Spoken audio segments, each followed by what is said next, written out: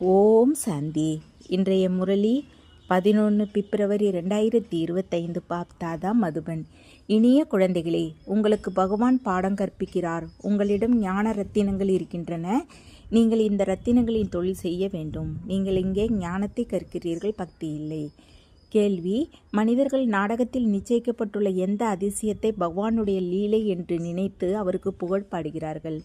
பதில்: யாருக்கு யார் மேல் பாவனை இருக்குமோ அவருக்கு அவரின் காட்சி கிடைக்கிறது. அப்போது பகவான் காட்சி கொடுத்தார் என்று நினைக்கிறார்கள். ஆனால் எல்லாம் நாடகப்படியே நடக்கின்றன. ஒரு பக்கம் பகவானுக்கு புகழ் பாடுகிறார்கள், மறுபக்கம் சர்வவியாபி என்று சொல்லி நிந்தனை செய்கிறார்கள். ஓம் சாந்தி. பகவான் வாக்கு மனிதர்களை அல்லது தேவர்களை பகவான் என்று சொல்ல முடியாது என்பது குழந்தைகளுக்கு புரிய வைக்கப்பட்டு இருக்கிறது. பிரம்மா தேவதாய நமக, விஷ்ணு தேவதாய நமக, சங்கர் தேவதாய நமக என்று பாடவும் செய்கிறார்கள். சிவனுக்கு சொந்த சரீரமில்லை என்பதும் உங்களுக்கு தெரியும். சிவபாபாவும் சாலி கிராமங்களும் மூலவதனத்தில் இருக்கிறார்கள். இப்போது ஆத்மாக்கள் நமக்கு பாடம் கற்பிக்கிறார் என்பது குழந்தைகளுக்கு தெரியும். மற்ற சத் சங்குகள் எதுவாக இருந்தாலும் அங்கே எந்த சத்தியத்தின் சங்கமும் இருப்பதில்லை. அது மாயாவின் சங்கம் என்று தந்தை சொல்கிறார். நமக்கு பகவான் பாடம் கற்பிக்கிறார் என்று அங்கே யாரும் நினைக்க மாட்டார்கள். கீதையை கேட்டாலும் அதை ஸ்ரீ கிருஷ்ண பகவான் வாக்கு என்றே நினைப்பார்கள். நாளுக்கு நாள் கீதையை படிப்பது குறைந்து கொண்டே போகின்றது. ஏனென்றால் தமது தர்மத்தையே அறியவில்லை. ஸ்ரீ கிருஷ்ணரோடு அனைவருக்கும் அன்பு இருக்கிறது. ஸ்ரீ கிருஷ்ணரையே ஊஞ்சலில் வைத்து ஆட்டுகிறார்கள். நாம் யாரை ஊஞ்சலில் வைத்து ஆட்டுவது என்பதை இப்போது நீங்கள் புரிந்து கொள்கிறீர்கள். குழந்தைகளையே ஆட்டுவார்கள், தந்தை ஆட்ட முடியாது. நீங்கள் சிவபாபாவை ஊஞ்சலில் வைத்து ஆட்டுவீர்களா? அவர் பாலகராவதில்லை, பிறவிகளில் வருவதில்லை. அவர் புள்ளியாக இருக்கிறார். அவரை எப்படி ஆட்டுவீர்கள்? பலருக்கு ஸ்ரீ கிருஷ்ணரின் காட்சி கிடைக்கிறது. ஸ்ரீ கிருஷ்ணரின் வாயில் முழு உலகமும் இருக்கின்றது.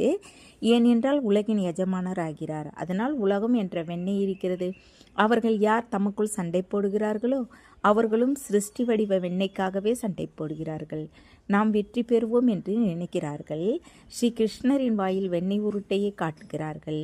இப்படியும் அநேக விதங்களில் காட்சி கிடைக்கிறது. எனினும் அர்த்தம் எதையும் புரிந்து கொள்வதில்லை. இங்கே உங்களுக்கு காட்சியின் அர்த்தம் புரிய வைக்கப்பட்டு இருக்கிறது. நமக்கு பகவான் காட்சி கொடுக்கிறார் என்று மனிதர்கள் நினைக்கிறார்கள். யாரை நினைவு செய்கிறார்களோ ஒருவர் ஸ்ரீ கிருஷ்ணர் மீது கடும் பக்தி செய்வதாக வைத்துக்கொள்வோம். அப்போது அற்ப காலத்திற்கு அவரது மன ஆசையை பூர்த்தி செய்யப்படுகிறது. இதுவும் நாடகத்தில் நிச்சயிக்கப்பட்டு இருக்கிறது. அதற்காக பகவான் காட்சி கொடுத்தார் என்று சொல்ல முடியாது. யார் எந்த பாவனையோடு யாருக்கு பூஜை செய்வாரோ அவருக்கு அந்த காட்சி கிடைக்கும். இது நாடகத்தில் நிச்சயிக்கப்பட்டு இருக்கிறது. பகவான் காட்சி பெற வைக்கிறார் என்று அவருக்கு புகழ் பாடுகிறார்கள். ஒரு பக்கம் இவ்வளவு பெரிய புகழ் பாடுகிறார்கள், மறுபக்கம் கல்லிலும் மண்ணிலும் பகவான் இருக்கிறார் என்று சொல்கிறார்கள். எவ்வளவு மூட நம்பிக்கையோடு பக்தி செய்கிறார்கள். ஸ்ரீ கிருஷ்ணரின் காட்சி கிடைத்தது, அவ்வளவுதான். நான் கிருஷ்ணபுரிக்கு நிச்சயம் போவேன் என்று நினைக்கிறார். எனினும் கிருஷ்ணபுரி எங்கிருந்து வரும்? இந்த எல்லா ரகசியங்களையும் குழந்தைகள் உங்களுக்கு இப்போது தந்தை புரிய வைக்கிறார். கிருஷ்ணபுரியின் ஸ்தாபனை நடந்து கொண்டிருக்கிறது. கம்சன், அகாசுரன், பகாசுரன், கும்பகர்ணன், ராவணன் போன்ற எல்லா அசுரர்களின் பெயர்கள் சாஸ்திரங்களில் என்னென்ன விஷயங்களை அமர்ந்து எழுதியிருக்கிறார்கள். 2 வித குருமார்கள் இருப்பதையும் புரிய வைக்க வேண்டும். ஒருவர் பக்தி மார்க்க குரு, அவர் பக்தியை கற்பிக்கிறார். இந்த தந்தை ஞான கடல், இவரை சத்குரு என்று சொல்கிறார்கள். இவர் ஒருபோதும் பக்தி கற்பிப்பதில்லை, ஞானத்தையே கற்பிக்கிறார். மனிதர்கள் பக்தியில் எவ்வளவு மகிழ்ச்சி அடைகிறார்கள், சிஞ்சா தட்டுகிறார்கள். பனாரஸில் எல்லா தேவி தேவர்களுக்கும் கோவில் கட்டி இருப்பதை நீங்கள் பார்க்கலாம். அவையெல்லாம் பக்தி மார்க்க கடைகள். பக்தியின் தொழில் குழந்தைகள். நீங்கள் ஞான ரத்தினங்களின் தொழில் செய்கிறார்கள்.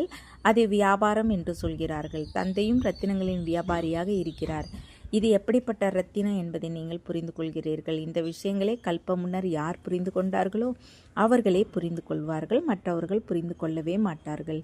பெரியவர்கள் யாரெல்லாம் இருக்கிறார்களோ அவர்கள் பின்னால் வந்து புரிந்து கொள்வார்கள்.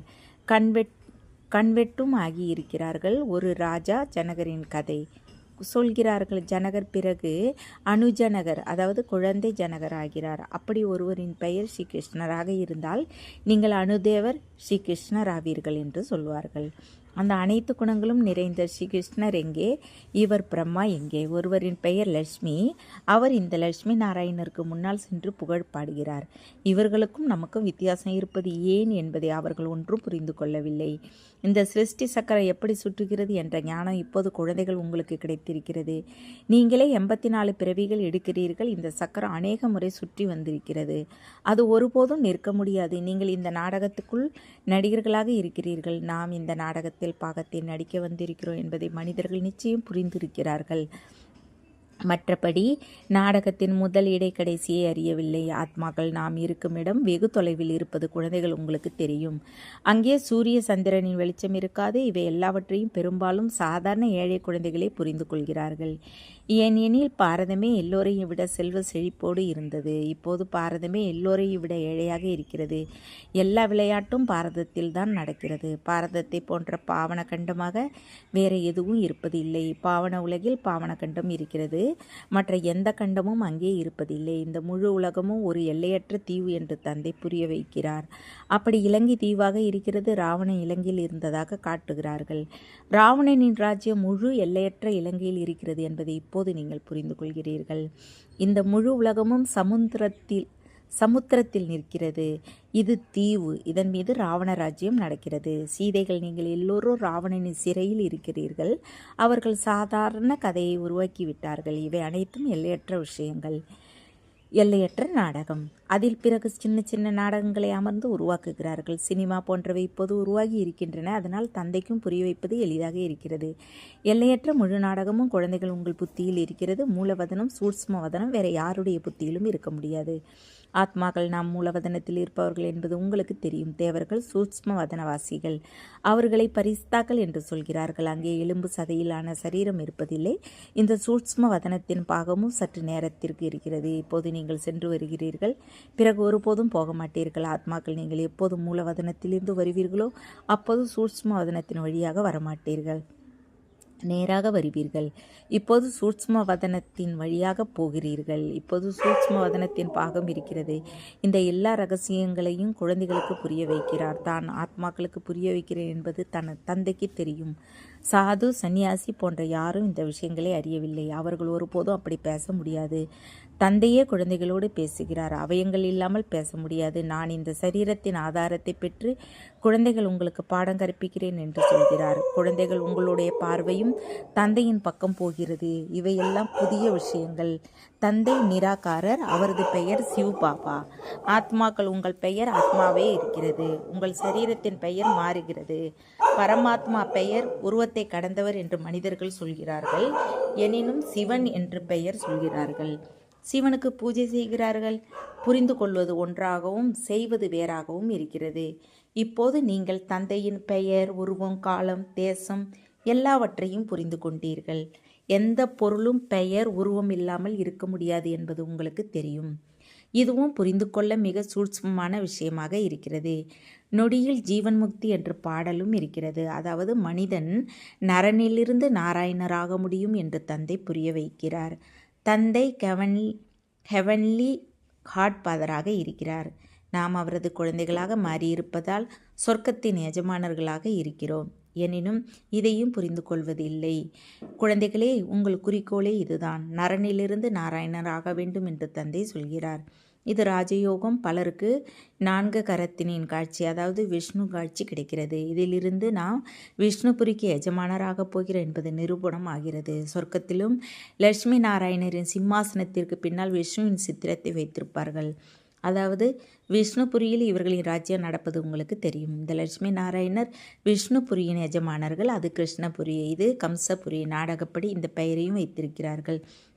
எனது உருவம் மிக சூட்சுமமாக இருக்கிறது என்று தந்தை புரிய வைக்கிறார். இதை யாரும் அறிய முடியாது. ஆத்மா ஒரு ஸ்டாராக இருக்கிறது என்று சொல்கிறார்கள். பிறகு லிங்கத்தை செய்திருக்கிறார்கள். இல்லை என்றால் எப்படி பூஜை செய்வது? ருத்ர யாகத்தை படைத்தால் கட்டை விரலை போல சாலிகிராமங்களை உருவாக்கி இருக்கிறார்கள். மறுபக்கம் அவரை அழியாத நட்சத்திரம் என்று சொல்கிறார்கள். ஆத்மாவை பார்ப்பதற்கு அதிகமாக முயற்சி செய்கிறார்கள். எனினும் யாரும் அதை பார்க்க முடியாது. ராமகிருஷ்ணரையும் விவேகானந்தரையும் சொல்கிறார்கள். ஆத்மா அவரிடமிருந்து வெளிவந்து தனக்குள் விவேகானந்தருக்குள், அதாவது ராமகிருஷ்ணரிடமிருந்து வெளிவந்து தனக்குள் விவேகானந்தருக்குள் கலந்ததை அவர் பார்த்தார். இப்போது அவருக்கு யாருடைய காட்சி கிடைத்திருக்கும்? ஆத்மா பரமாத்மாவின் உருவம் ஒன்றாக இருக்கின்றன. புள்ளியை பார்த்தார். எதையும் புரிந்து கொள்ளவில்லை. ஆத்மாவின் காட்சியை பார்க்க யாரும் விரும்புவதும் இல்லை. பரமாத்மாவை பார்க்க வேண்டும் என்றே எல்லோரும் ஆசை வைக்கிறார்கள். குரு மூலமாக பரமாத்மாவின் காட்சி பார்க்க வேண்டும் என்று அவர், அதாவது விவேகானந்தர், அமர்ந்திருந்தார். அவ்வளவுதான், ஜோதியாக இருந்தது, அது எனக்குள் கலந்தது என்று சொன்னார். இதிலேயே அவர் அதிக மகிழ்ச்சி அடைந்தார். இதுவே பரமாத்மாவின் உருவம் என்று நினைத்தார். பகவானுடைய காட்சியை குரு காட்ட வேண்டும் என்ற பாவனை இருந்தது. எதையும் புரிந்து கொள்ளவில்லை. எனினும் பக்தி மார்க்கத்தில் யார் புரிய வைப்பது? இப்போது தந்தை அமர்ந்து புரிய வைக்கிறார். எந்தெந்த ரூபத்தில் எப்படி பாவனை வைக்கிறீர்களோ எந்த முகத்தை பார்க்கிறீர்களோ அந்த காட்சி கிடைக்கிறது. அப்படி கணேசருக்கு அதிக பூஜை செய்கிறார்கள், அப்போது அவரது சைத்தன்ய ரூபத்தில் காட்சி கிடைக்கிறது. இல்லை என்றால் அவருக்கு எப்படி நம்பிக்கை ஏற்படும்? பிரகாசமய உருவை பார்த்து நாம் பகவானுடைய காட்சி பார்த்தோம் என்று நினைக்கிறார்கள், அதில் மகிழ்ச்சி அடைகிறார்கள். இவையெல்லாம் பக்தி மார்க்கம் இறங்கும் கலை. முதலாவது பிறவி நன்றாக இருக்கும், பிறகு குறைந்து குறைந்து கடைசி வருகிறது. குழந்தைகளே, இந்த விஷயங்களை புரிந்து கொள்கிறீர்கள். யாருக்கு கல்பம் முன்னர் ஞானத்தை புரிய வைத்தாரோ அவர்களுக்கே இப்போது புரிய வைக்கிறார். கல்ப முன்னர் வந்தவர்களே வருவார்கள். மற்றவர்களின் தர்மமே வேறு. ஒவ்வொரு சித்திரத்திலும் பகவான் வாக்கு என்று எழுதுங்கள் என்று தந்தை புரிய வைக்கிறார். மிகுந்த உத்தியோடு புரிய வைக்க வேண்டியிருக்கிறது. பகவான் வாக்கு யாதவர்கள், கௌரவர்கள் மற்றும் பாண்டவர்கள் என்னென்ன செய்கிறார்கள் என்று பகவான் கேட்கிறார். இவை அவர்களின் சித்திரங்கள். நீங்கள் உங்கள் தந்தையை அறிந்திருக்கிறீர்களா என்று கேளுங்கள். அறியவில்லை என்றால் உங்களுக்கு தந்தையிடம் அன்பு இல்லை தானே? அப்போது விபரீத புத்தியாக இருக்கிறீர்கள். தந்தையிடம் அன்பு இல்லை என்றால் அழிந்து விடுவீர்கள். அன்பான புத்திக்கு வெற்றி வாய்மையே வெல்லும். இவற்றின் அர்த்தமும் சரியாக இருக்கிறது. தந்தையின் நினைவே இல்லாத போது வெற்றி பெற முடியாது. சிவ பகவான் கீதையை சொன்னார் என்று நீங்கள் நிரூபித்து சொல்கிறீர்கள். அவரே பிரம்மா மூலமாக ராஜயோகத்தை கற்பித்தார். இங்கே ஸ்ரீ கிருஷ்ண பகவானின் கீதை என்று நினைத்து சத்தியம் செய்கிறார்கள். ஸ்ரீ கிருஷ்ணர் இங்கே இருக்கிறாரா அல்லது பகவான் இருக்கிறாரா என்று அவர்களிடம் கேட்க வேண்டும். இறைவன் இங்கே இருக்கிறார் என்பதை அறிந்து உண்மையை சொல்லுங்கள் என்று சொல்கிறார்கள். அப்போது தவறு ஏற்பட்டு இருக்கிறது தானே? அதனால் சத்தியமும் பொய்யாகிவிட்டது. சேவை செய்யும் குழந்தைகளுக்கு மறைமுக போதை இருக்க வேண்டும். போதையோடு புரிய வைத்தால் வெற்றி கிடைக்கும். உங்கள் இந்த படிப்பும் மறைமுகமாக இருக்கிறது. பாடம் கற்பிப்பவரும் மறைமுகமாக இருக்கிறார். நாம் புதிய உலகத்திற்கு சென்று இப்படி ஆவோம் என்பது உங்களுக்கு தெரியும். மகாபாரத சண்டைக்கு பிறகு புதிய உலகம் ஸ்தாபனை ஆகும். குழந்தைகளுக்கு இப்போது ஞானம் கிடைக்கிறது. அதையும் நம்பர்வார் தாரணை செய்கிறார்கள். யோகத்திலும் நம்பர்வார் இருக்கிறார்கள். நாம் எவ்வளவு நேரம் நினைவில் இருக்கிறேன் என்று சோதனை செய்ய வேண்டும். தற்போதைய உங்கள் முயற்சி எதிர்கால 21 ஜென்மங்களுக்கு பலன் கொடுக்கும் என்று தந்தை சொல்கிறார். இப்போது பெயிலானால் ஒவ்வொரு கல்பமும் பெயிலாகி கொண்டே இருப்பீர்கள். உயர்ந்த பதவி பெற முடியாது. உயர்ந்த பதவி பெறவே முயற்சி செய்ய வேண்டும். அப்படியும் சிலர் சென்டருக்கு வந்து கொண்டே இருக்கிறார்கள். அவர்கள் விகாரத்திற்கு சென்று கொண்டே இருக்கிறார்கள். பிறகு சென்டருக்கும் வந்து கொண்டே இருக்கிறார்கள். ஈசன் எல்லாவற்றையும் பார்க்கிறார். அவருக்கு எல்லாம் தெரியும் என்று நினைக்கிறார்கள். இப்போது இதை உட்கார்ந்து பார்ப்பதற்கு அவருக்கு என்ன அவசியம் இருக்கிறது? நீங்கள் போய் சொன்னால், விகர்மம் செய்தால் உங்களுக்கே நஷ்டத்தை ஏற்படுத்துவீர்கள். முகத்தை கருப்பாக்கி கொண்டால் உயர்ந்த பதவி பெற முடியாது என்பதை நீங்களும் புரிந்து கொள்கிறீர்கள். அதனால் தந்தை அறிந்தாலும் விஷயம் ஒன்றாக இருக்கிறது. அவருக்கு என்ன அவசியம் இருக்கிறது? நான் இப்படிப்பட்ட காரியம் செய்தால் துர்க்கதி பெறுவேன் என்று உங்கள் உள்ளம் உறுத்த வேண்டும். பாபா ஏன் சொல்ல வேண்டும்? ஆமாம், நாடகத்தில் இருந்தால் சொல்கிறார். தந்தையிடம் மறைப்பது என்றால் தனக்கு சத்தியநாசம் செய்து கொள்வதாகும். பாவனமாக மாறுவதற்கு தந்தையை நினைவு செய்ய வேண்டும். நான் நன்றாக படித்து உயர்ந்த பதவி பெற வேண்டும் என்ற கவலை உங்களுக்கு இருக்க வேண்டும். ஒருவர் வாழ்ந்தால் அல்லது இறந்தால் அவரை பற்றி கவலைப்படாதீர்கள். தந்தையிடமிருந்து எப்படி ஆஸ்தி பெறுவது என்ற கவலை இருக்க வேண்டும். அதனால் யாராக இருந்தாலும் கொஞ்சமாக புரிய வைக்க வேண்டும். நல்லது. இனிமையிலே இனிமையான காணாமல் போய் கண்டெடுக்கப்பட்ட செல்ல குழந்தைகளுக்கு தாய் தந்தை பாப்தாதாவின் அன்பு நினைவுகள் மற்றும் காலை வணக்கம். ஆன்மீக குழந்தைகளுக்கு ஆன்மீக தந்தை நமஸ்தே. ஆன்மீக தந்தைக்கு ஆன்மீக குழந்தைகள் அன்பு நினைவுகள் மற்றும் நமஸ்தே. தாரணைக்கான முக்கிய சாரம்: 1. மறைமுக போதையிலிருந்து சேவை செய்ய வேண்டும். உள்ளம் உறுத்தும்படி எந்த காரியத்தையும் செய்யக்கூடாது. நான் எந்த அளவு நினைவு செய்கிறேன் என்று தன்னை சோதனை செய்ய வேண்டும். 2. நாம் நன்றாக படித்து உயர்ந்த பதவி பெற வேண்டும் என்ற கவலை சதா இருக்க வேண்டும். ஏதாவது கெட்டது செய்து பொய் சொல்லி தனக்கு நஷ்டத்தை ஏற்படுத்தக்கூடாது. வரதானம்: மன்மனா பவ என்ற மகா மந்திரத்தின் மூலமாக அனைத்து துன்பங்களையும் கடந்து சதா சுகஸ்வரூபமாகுக. எப்போது எந்தவித துக்கம் வந்தாலும் மந்திரத்தை பெறுங்கள். அதனால் துக்கம் ஓடிவிடும். கனவிலும் துக்கத்தின் அனுபவம் கொஞ்சம் கூட ஏற்படக்கூடாது. உடலுக்கு வியாதி வந்தாலும், செல்வத்தின் நிலையில் ஏற்றத்தாழ்வு வந்தாலும், என்ன நடந்தாலும் துக்கத்தின் அலை உள்ளே வரக்கூடாது. கடலின் அலைகள் வருகின்றன, பிறகு செல்கின்றன. ஆனால் யாருக்கு அந்த அலைகளில் தவழ தெரியுமோ அவர் அதில் சுகத்தை அனுபவம் செய்வார். அலையை தாண்டி குதித்து கடந்து செல்வார்.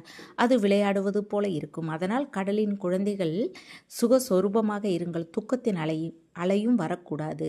ஸ்லோகன்: ஒவ்வொரு எண்ணத்திலும் உறுதியின் விசேஷத்தை நடைமுறையில் கொண்டு வாருங்கள். அப்போது பிரதிஷ்டம் ஏற்படும். அவ்யக்த செய்கை.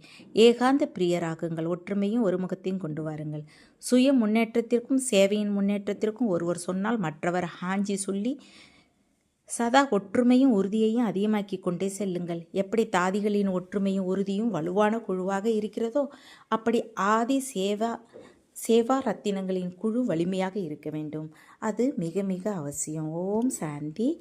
தேங்க்ஸ் பா.